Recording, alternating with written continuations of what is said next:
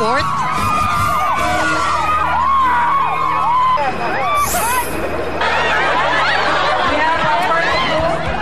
o Malacanang. Kilig to death ang mga fans sa F4 star na si Jerry Yan. Maging ang Pangulong Arroyo, tila nakalimutan ng mga empleyado ng Malacanang nang makita ang bida ng Meteor Garden. Halos maipit siya ng mga fans ni Jerry kaya inilabas na lang ng PSG mula sa ceremonial hall ng palasyo. Nagkagulo rin sa photo op. Kung sa practice maayos silang pumwesto, sa totoong eksena, agawan na sa pwesto sa pagpapalitrato ng mga empleyado, anak ng opisyal at iba pang bisita sa Malacanang.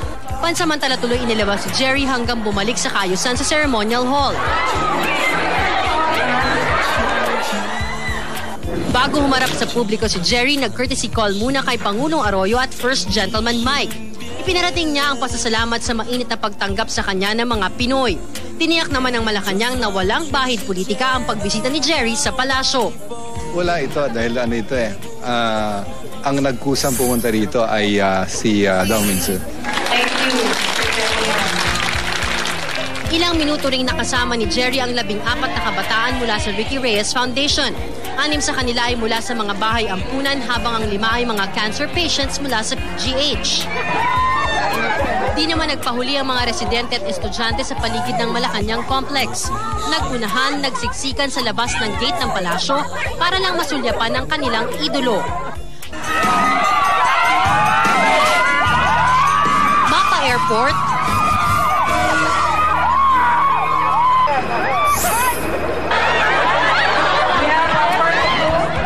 o Malacanang.